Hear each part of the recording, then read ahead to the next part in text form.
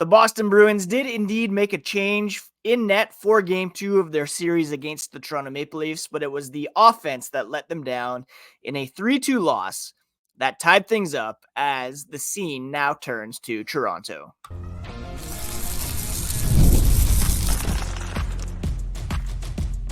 You're Locked On Bruins, your daily podcast on the Boston Bruins, part of the Locked On Podcast Network, your team every day. What is up, Bruins fans, and welcome back to the Locked On Boston Bruins podcast. I'm your host, Ian McLaren, and this is a daily show where we discuss all things Spoked Beat. Today is Tuesday, April 23rd, and I want to thank you so much for making Locked On Bruins part of your day every single day, free and available on your favorite podcast app and on YouTube, part of the Locked On Podcast Network, your team every day. And today's episode is brought to you by Game Time. Download the Game Time app, create an account, and use code LOCKEDONNHL for $20 off your first purchase. We're going to be discussing Game 2 of the series between our Boston Bruins and the Toronto Maple Leafs that was tied up at 1 thanks to Auston Matthews' breakaway goal past Linus Ullmark in the third period. The goaltending was the story coming into this one. It was also the story during the game, as Boston just was not able to generate enough offense to get the better of Ilya Samsonov. Before we get into all that, a quick reminder, you can find the podcast at Locked NHL Bruins on social media. You can find me, my hockey thoughts and dad jokes at Ian C. McLaren. For anyone who's new to the show, I am a lifelong Bruins fan living just an hour outside of Toronto. Been covering this team for various outlets for about 20 years. Worked for 5 years as a full-time hockey news editor for The Score and have been hosting this podcast for the past 5 years, hoping the Bruins can advance to the second round for the first time in a few years here. And they took a bit of a hit last night, losing 3-2 to the Toronto Maple Leafs with Matthews, who seems inevitable that he's going to score, popping in his 70th goal in his 84th game of the season between the regular season and the playoffs combined.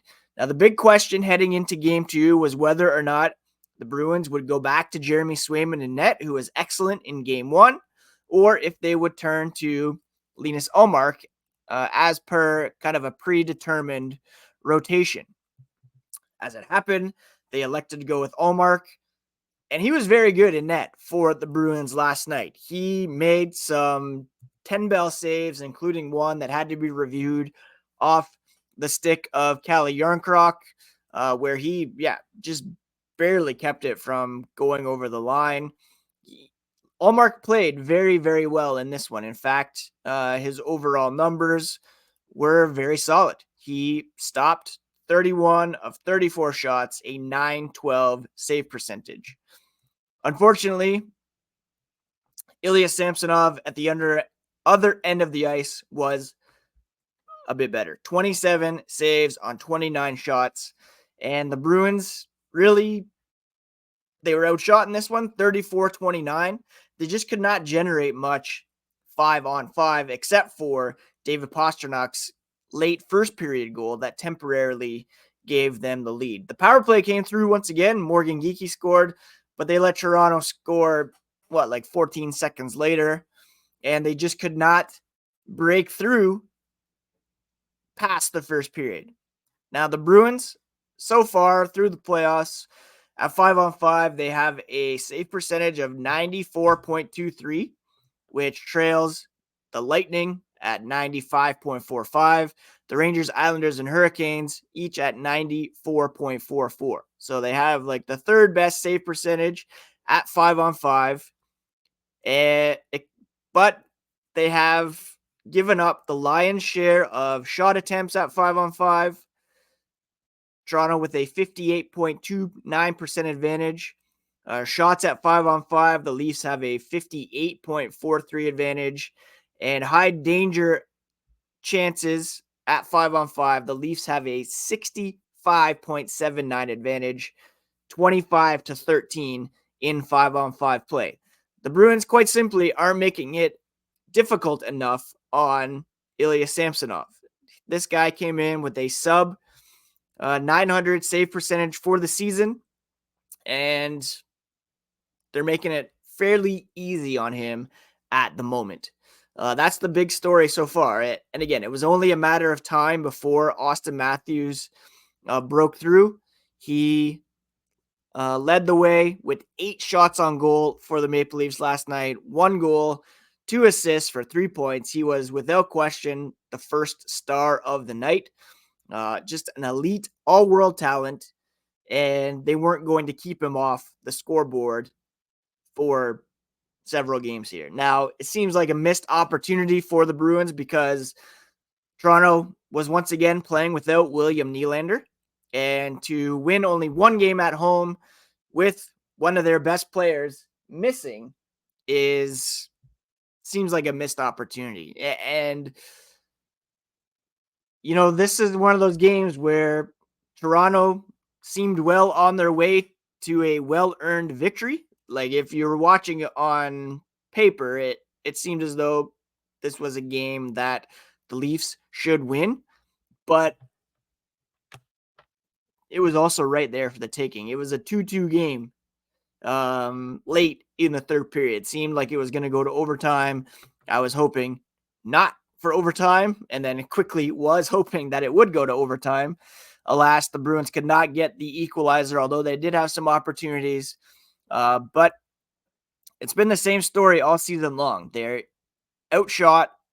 The Leafs counter to game 1, had the advantage in faceoffs in this game, and ultimately came out with the 3-2 victory. And unless the Bruins can shape up here at 5-on-5, it's going to be tough. They can't rely on the power play that hadn't been really clicking down the stretch.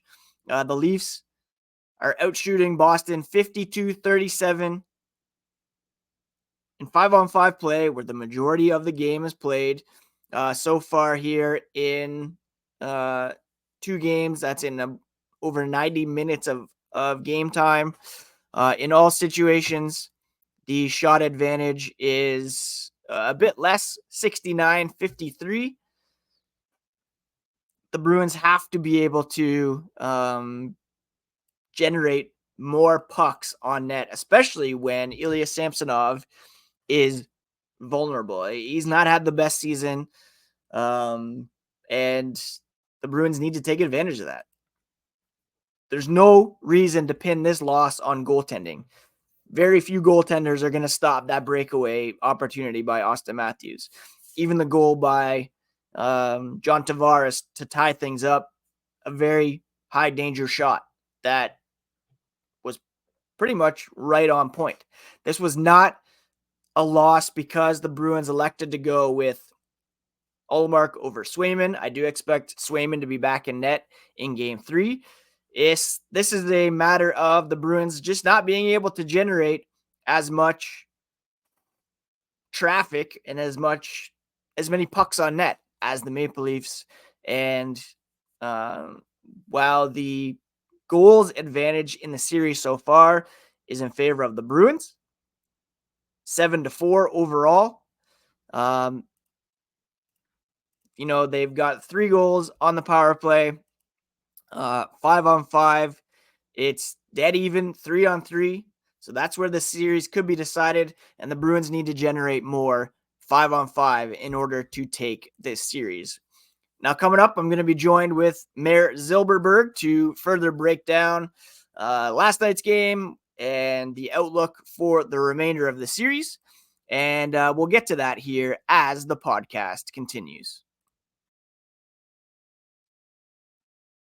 Did you know that Game Time is now an authorized ticket marketplace for Major League Baseball, which makes getting tickets even faster and easier? Prices on the Game Time app actually go down the closer it gets to first pitch. And with killer last-minute deals, all-in prices, views from your seat, and a lowest price guarantee, Game Time takes the guesswork out of buying Major League Baseball tickets. I love the views from your seat. I went to a Blue Jays game last week with my son, and we were able to see exactly the vantage point that we would have upon arriving at the ballpark.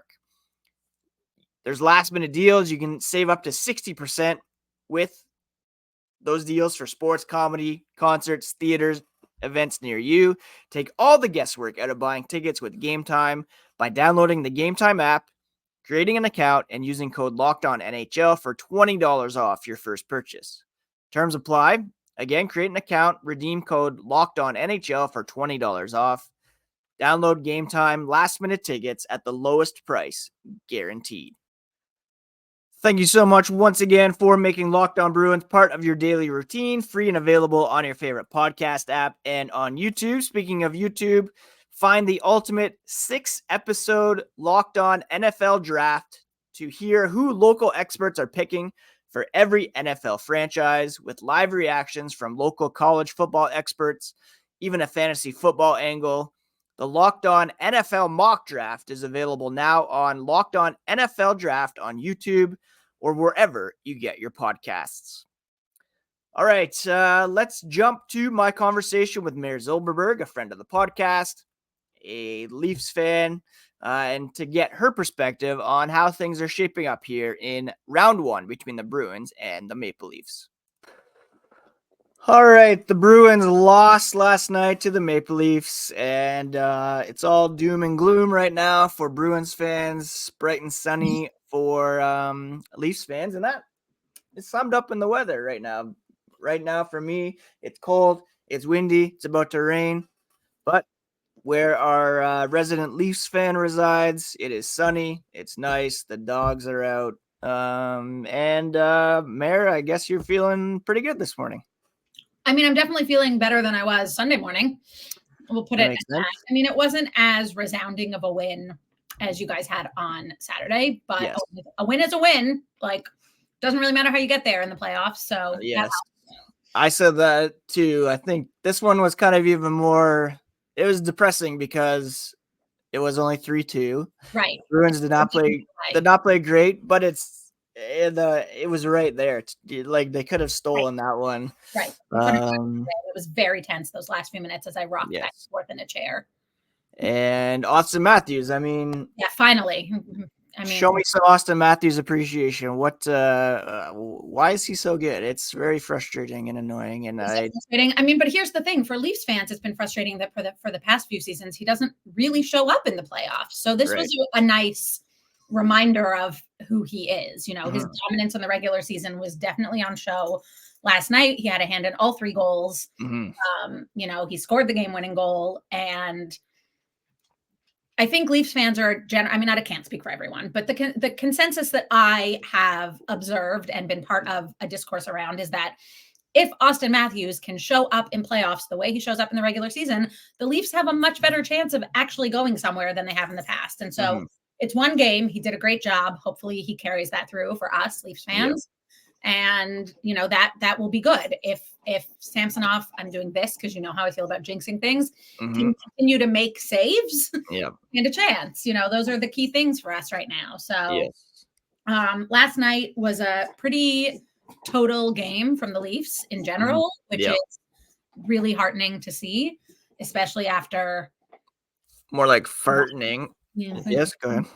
Anyways, especially after game 1, but you know, the joke in Leafs land is always the Leafs never start on time. And I guess that rings true for the playoff series as well. So, you know, that's where we are. I definitely feel, like I said, better today than Sunday, but like not comfortable. I don't feel comfortable in any sense. No. I mean, yeah, I think that's true for both fan bases, in the sense that the Bruins, like for me anyways, I didn't really have many expectations coming into the playoffs because of, you know, we're in the post Patrice Bergeron era. It's kind of a transition year. So I'm not expecting them to win the Stanley Cup by any means. It'd be nice to beat Toronto. I'm not expecting the Leafs to go past round 1. So But that's where it's different because you guys are more like the Leafs should be in their prime contending years, whereas the Bruins are kind of moving out of that or maybe moving back depending on what they can do this summer. Like preemptively making excuses for if they don't win the series? Is that what's happening here? I mean, I've had never okay, fine, beat them without Bergeron, whatever, fine. I think it's a similar sort of sense. I've seen as many guesses or whatever, playoff series get brackets that have Leafs winning as I have Bruins winning. And it's like, every time I see it, I'm like, are you sure? Is that really what you wanted to do? But I'm also a lifelong Leafs fan and I know this. I know this song. I was looking at, I don't know, they have all those charts and pie charts with the cup chances and all that. And Bruins are down to like 3.5%. The Leafs are at, I think, like 13.5%. So combined, that's like an 84% chance that neither of these teams is going to win this, which is. I am not even. I don't know. Other fans may do this differently, but like the cup is. Woo! We're like June. Like let's get through the next game. I got to take this one game at a time. I can't do more than that. I agree. Yes. So last night, I mean, for me, it was a missed opportunity because William Nylander injured. You got to win both of those games that he's not in there. I hope he's back. I'm eating. That's extremely rude of me, but I'm eating. Oh my gosh. I haven't had a chance to eat today. I'm like crazy soccer mom today. Man. I know. I'm so rude. I'm the worst guest, but I did bring you a surprise. Are your kids at soccer right now?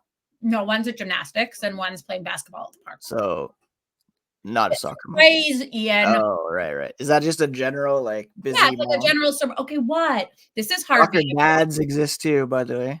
Harvey is joining us today. Hello, Harvey. I brought a couple surprises for you. You ready? You want to save that for after the break, or do you want to reveal that? No, save it for after the break. Drum up suspense. We will reveal these surprises, and we will also take a look at what to expect Wednesday and moving forward here as the podcast continues. It's playoff time in the NBA and NHL. Baseball is in full swing, and FanDuel is your place to bet on every game. Right now, new customers get $150 in bonus bets guaranteed. That's $150, win or lose. Bet on everything from slap shots and home runs, slam dunks, all on an app that is safe, secure, and easy to use. The Bruins Leaf series is now a best of 5.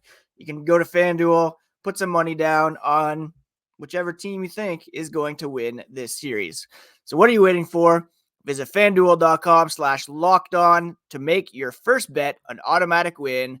Again, $150 in bonus bets, guaranteed, win or lose at FanDuel, America's #1 sportsbook. Perhaps the stress of the playoffs is making you reconsider your life insurance options. Well, Policy Genius is the country's leading online insurance marketplace.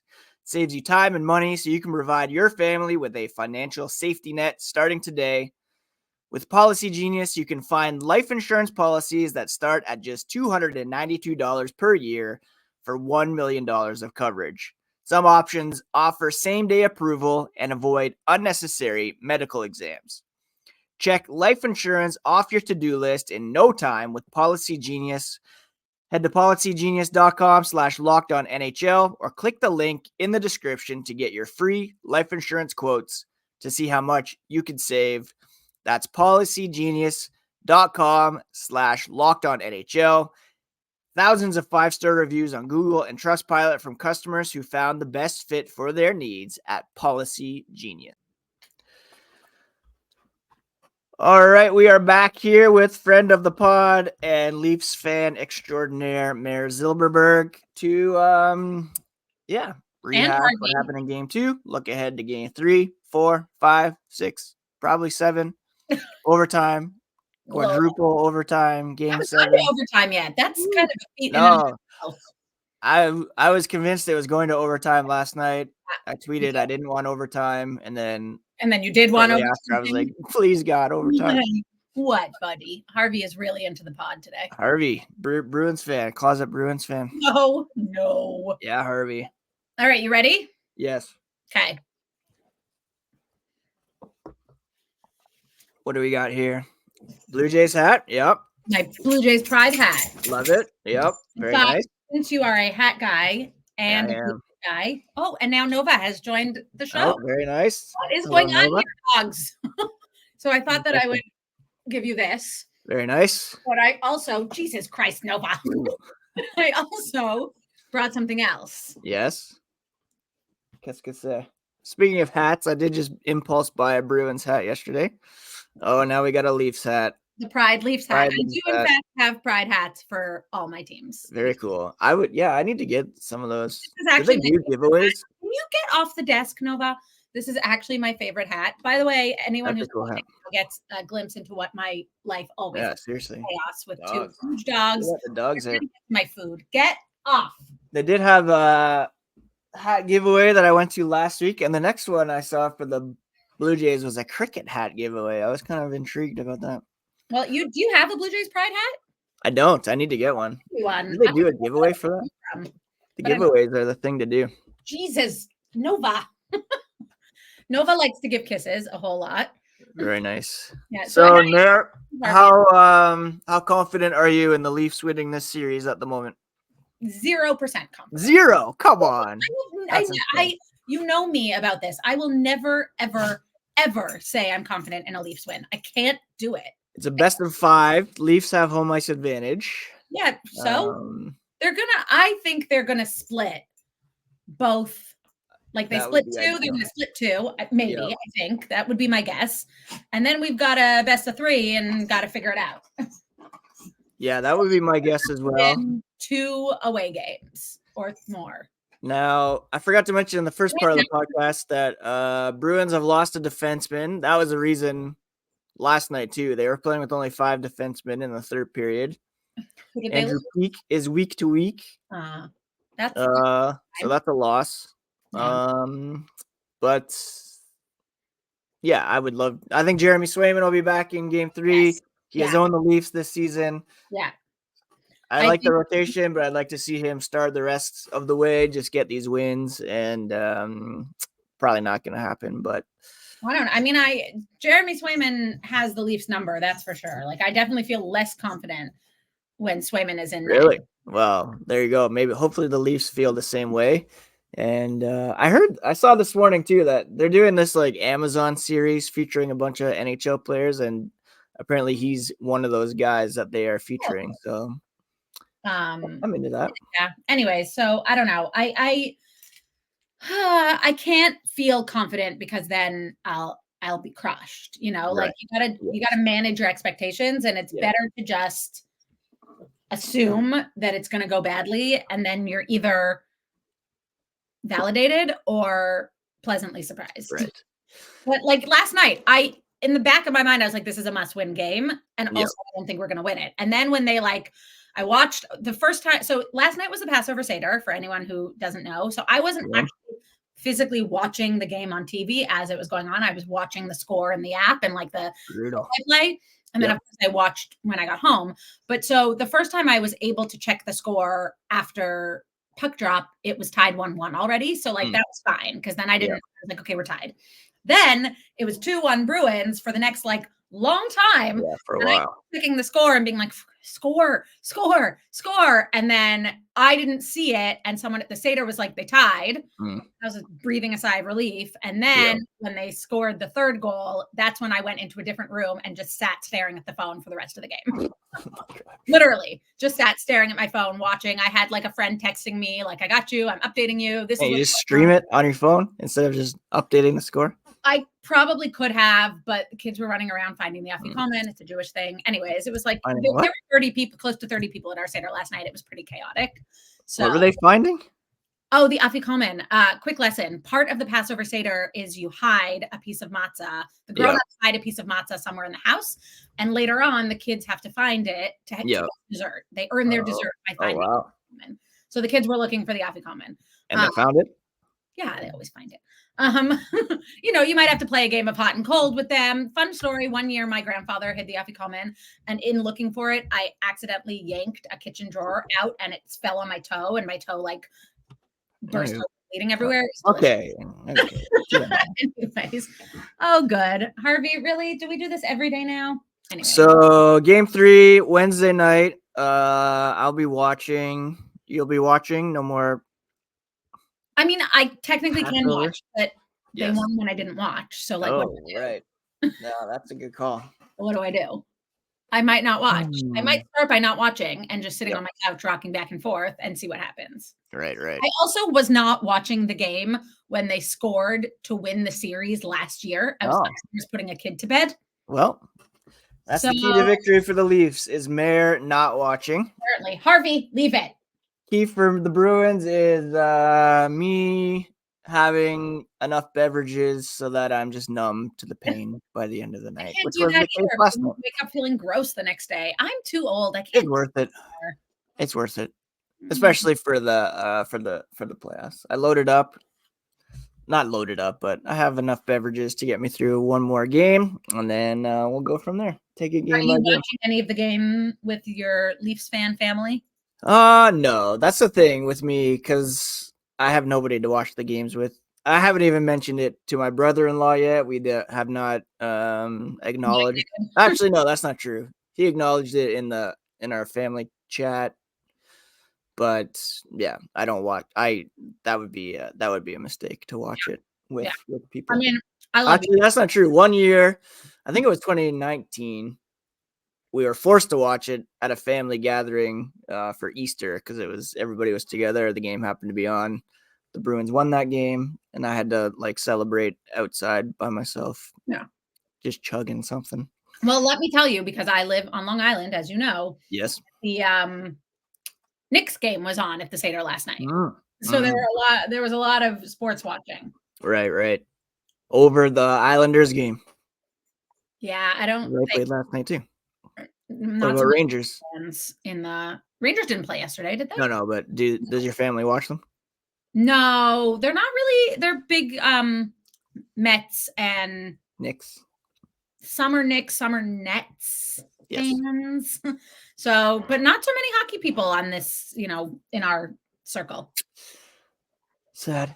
Well, I guess we usually finish with pop culture stuff. Are you watching anything right now, Mer, or no? Okay. I actually have something to say. You're gonna be so proud of me. Okay. I saw the movie Ministry of Ungentlemanly Warfare this weekend with Alan Rickson from Reacher. Yep. And Henry. Is that a Guy Ritchie movie? His name. Yeah. Guy Ritchie. Nice. It is the best movie I have seen in a long time. If you liked that, then you should check out The Gentleman on Netflix. I know. I also should watch that. That was very, very good. I said the same thing.